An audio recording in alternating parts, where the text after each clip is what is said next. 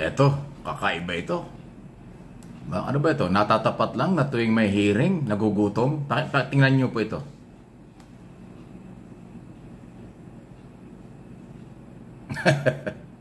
Yan po yung viral ngayon. Ha? Ayan, oh. Senador ng Republika ng Pilipinas, ginawa pa yung #1. Ilang hearing na yan. Yan po yung hearing ng Committee on Women, Children and Family Relation, Gender and Equality ni Senador Risa Ontiveros. Napaka-controversial na pogo. Yan ang kanyang ginagawa dyan sa hearing. Nung mga nakaraang hearing, na-issue naman kay yung investigasyon ni Bato de la Rosa tungkol doon sa pinagsasabi nung sino ba yun? Yung testigong sinungaling daw. Pambansang sinungaling, sabi ng Pangulo. Yan din ang nakita kay Robin Padilla. Alas yung pakalan doon sa topic, pinag-uusapan, kain lang siya ng kain. Ay ito na naman. Napaka-controversial na pogo, billion business na pogo, napakadaming sumasabit. Pero pagdating sa hearing, yan lang ginagawa niya.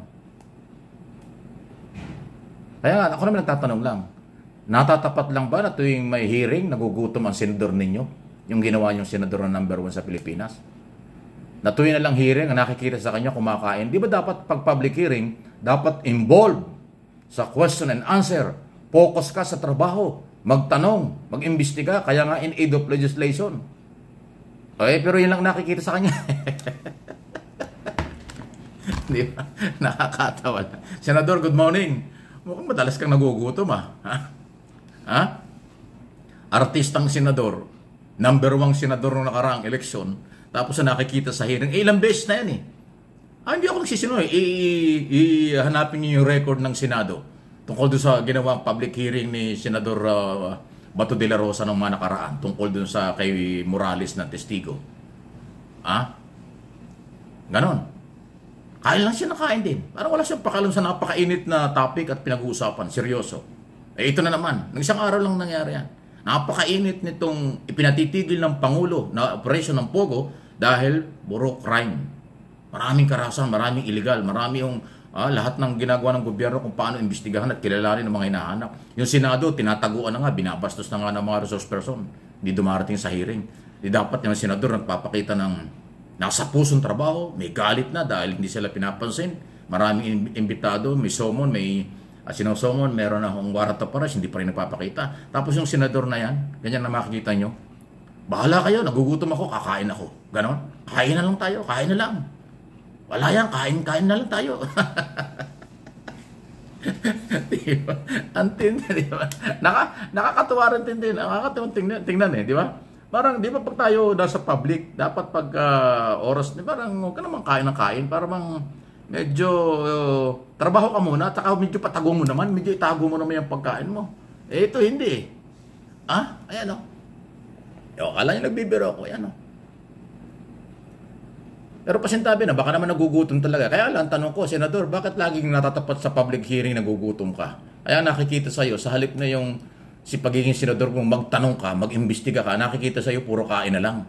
Ayan, hindi naman libelous po yan kasi totoo naman At hindi naman masamang kumain, kaya lang wala sa lugar. Dapat huwag naman on camera. Alam mo namang naka-video, naka-record ang lahat ng hearing dyan. Parang kumakain.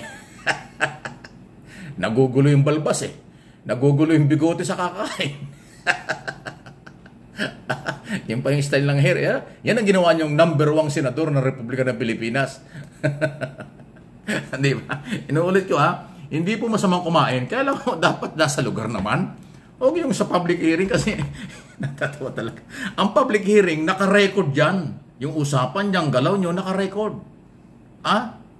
Kaya kung kakain ka dyan, medyo pasimple. O kaya huwag ka na kumain dyan. Kumain ka na lang muna bago ka pumunta sa hearing. O lumabas ka muna ng hearing. Kumain ka muna somewhere. Punta ka sa opisina mo, kumain ka muna. O punta ka sa isang table na walang camera. Kumain ka muna. Then huwag naman yung napakainit ang topic dyan Diyan nagtatalo sina Harry Roque at saka mga senador.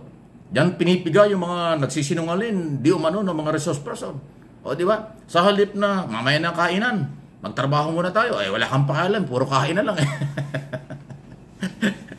Grabe talaga. Anong kinabukasan ng mga Pilipino? Kaya kasi kayo, ayan na naman tayo, maging marunong naman kayo pagdating ng eleksyon. Bumoto naman tayo na hindi natin pagsisisihan. Hindi ako nagsisisi kasi hindi ko naman binoto yan. Pero wala tayong magagawa. Senador ng Republika yan eh. Pinanumpayan ng COMELEC na sila elected senador. Ayan ang nangyayari. Di ba? Kaya this coming election 2025 at yung 2028, ganyan. Maging marunong na kayo.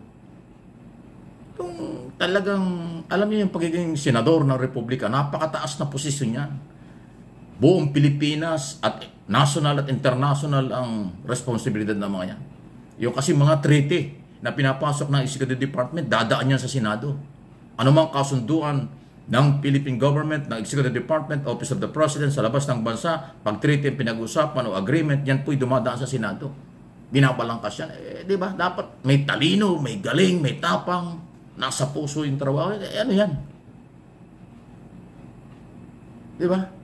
So, inulit ko, baka naman magalit yung mga followers, hindi masamang kumain ang tao. Lahat naman tayo kumakain. Diba? Pero ilagay naman natin sa lugar, huwag naman sa oras ng trabaho na on-cam, nakikita ng publiko. Tapos wala naman kami narinig sa iyong mga tanong. Nandiyan ka sa hearing, wala naman kami narinig nakipagdebate ka dyan, o nagtanong ka dyan, or mainit na mga sumali ka sa matinding tanungan dyan. Wala eh.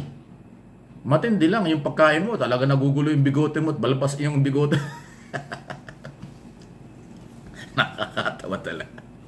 Only in the Philippines. Sa ibang bansa ba nakakakita kayo ng ganyang mambabatas? Sa US Congress, Senate Congress, US Congress, pag sinabing US Congress, Senate at saka Congress yun, di ba? O maging sa parliamentary procedure dyan po sa European Union, nakakita ba kayo ng yan kumakain? O sa lahat ng mga public hearing at sa buong mundo, nakakita kayo na may mambabatas na ganyan ang ginagawa? Ang tatanong lang. Wala akong nakikita eh. Kasi ang mga public hearing at galaw ng mga elected official sa loob ng opisina ng gobyerno, dapat talagang seryoso ka at dapat maingat ka. Kasi taong bayan ang nakatingin sa iyo. Mamamayang Pilipino dito sa atin at mamamayan sa buong mundo kung saan kayo nanduton. Kung ano inyong galaw. Mas maganda makitang active ka sa trabaho, saka na yung kain. Lahat naman tayo kumakain, pero ilagay natin sa pasimple sa ibang lugar na hindi on-cam. Parang number 1 si senador sa kainan, gano'n. Ginawa yung number 1 senador, ayan, number 1 din sa kainan. Naloko na.